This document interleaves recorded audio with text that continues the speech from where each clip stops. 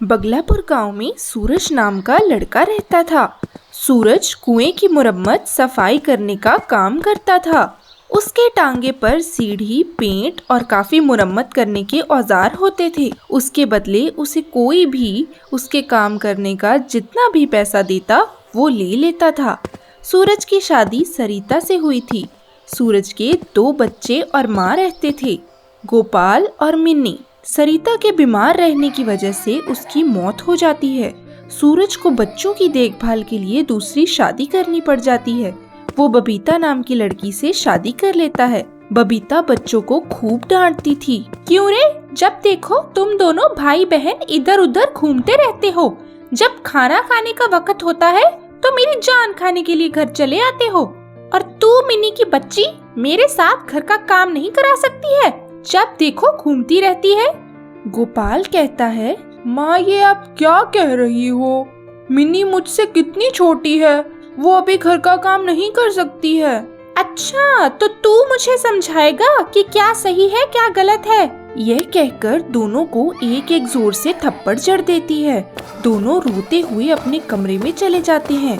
उनकी दादी ये सब कुछ देखती रहती है। बहू, बच्चों के प्रति तुम्हारा ये गुस्सा अच्छा नहीं है। ओ माँ जी, आप चुप ही रहिए तो अच्छा है। जब सूरज को ये पता चलता है वो बबीता से पूछता है तो वो नाटक करके कहती है, हाँ हाँ, अब तो आप बच्चों की बात पर भरोसा करेंगे, मेरी बात पर नहीं। मैं बच्चों को उनकी गलती पर ही डांटती हूँ। हाँ, सौतेली माँ जो ठहरी, इसीलिए ऐसी बात कर रहे हो आप। नहीं बबीता, ऐसी कोई बात नहीं है। जितना बच्चों पर मेरा हक है उतना ही तुम्हारा भी है। ऐसे ही दिन बीतते जाते हैं। एक दिन सूरज की तबीयत बहुत खराब हो जाती है कि वो बिस्तर पकड़ लेता है। डॉक्टर जब उसे घर देखने आता है तो बताता है, देखिए, इसे दिल की बीमारी हो गई है। शहर के बड़े अस्पताल में इसका इलाज 6 से 7 लाख रुपए से होगा, नहीं तो इसका बचना मुश्किल है। यह कहकर डॉक्टर चला जाता है। बाप रे, इतना पैसा इस पर लगाएंगे, हम तो सड़क पर आ जाएंगे। कोई जरूरत नहीं है, ऐसा ही पड़ा रहने दो। ठीक हो ना तो हो जाएगा, नहीं तो ऊपर तो जाएगा ना। चलो गोपाल और मिनी, आज से तुम्हारी पढ़ाई बंद। अपने बाबा की तरह तुम भी वही काम करोगे, आई समझ? नहीं तो तुम दोनों को घर से निकाल दूंगी। सूरज की माँ उसे कहती है, बहू, तू कैसी माँ है जो इतने छोटे बच्चों को काम करने के लिए घर से निकाल रही है। ओ बुढ़िया, तू तो चुप रह। दिन भर न काम की न काज की, दुश्मन अनाज की, वो हिसाब है तेरा। बच्चे माँ की डांट खाने से बचने के लिए काम करने के लिए घर से निकल जाते हैं। गोपाल थोड़ा समझदार था। उन्हें एक पुराना कुआं दिखाई देता है। वो दोनों वहाँ पर खुदाई करते हैं और दिल लगाकर सफाई करते हैं। उसे पेंट कर देते हैं। उस कुएं में से पानी निकल आता है। वहीं पर 2 बड़े बड़े राक्षस आ जाते हैं।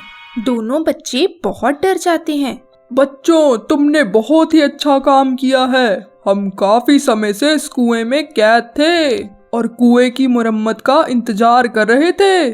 तुम दोनों ने हमें आजाद कर दिया, इसलिए हम तुमको काफी सारा सोना देते हैं। इसे बेचकर तुम अपने घर की सारी मुश्किल हल कर सकते हो। इतना कहते ही कुएं में से काफी सोना बाहर आते हैं। अरे इतना सोना हम क्या करेंगे? हमारे पिताजी के इलाज के लिए और हमें खाने के लिए ही मिल जाए, इतना ही काफी है।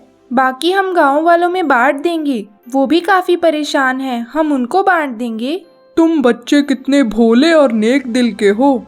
ठीक है, तुमको जैसा लगे वैसा ही करो। इतना कहकर वो राक्षस वहाँ से गायब हो जाते हैं। बच्चे सारा सोना इकट्ठा कर घर ले आते हैं। इससे उन्होंने अपने पिता का इलाज करवाया और उनके पास घर, गाड़ी और काफी कुछ आ गया था। बाकी सोना उन्होंने गांव वालों के लिए, बूढ़ों के लिए स्कूल और अस्पताल बनवाया।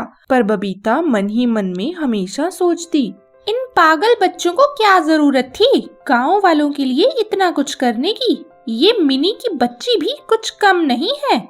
इतना सोना मेरे पास होता तो मैं और भी ज्यादा खुश होती। मुझे ही कुछ करना होगा, वो कुआं जाकर मुझे ही खोदना होगा। इतना कहकर बबीता खुद चली जाती है। वहाँ उसे कुआं मिलता है और वहाँ उसकी खुदाई करने लग जाती है। पर वहाँ मिट्टी के सिवा और कुछ नहीं मिलता। काफी मिट्टी खोदने पर वो थक जाती है। वहाँ वही दो राक्षस आ जाते हैं। ओ लालची औरत, तुम यहाँ दिल से काम करने नहीं बल्कि सोना लेने के लालच में आई हो। तुम उन मासूम बच्चों से काम करवाती हो। वो राक्षस उसकी खूब पिटाई करते हैं। नहीं नहीं, मुझे मत मारो, मैं बहुत लालची हो गई थी, मुझे माफ कर दो।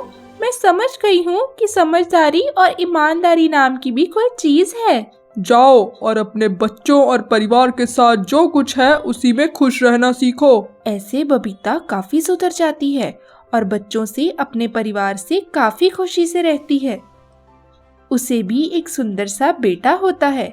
बच्चे अपने घर अपने छोटे से भाई को देखकर काफी खुश हो जाते हैं। बबीता गोपाल और मिनी को भी अपने बेटे जैसा ही प्यार करने लग जाती है। ऐसे ही खुश रहना चाहिए, चाहे जिंदगी में कैसे भी उतार चढ़ाव क्यों ना आए।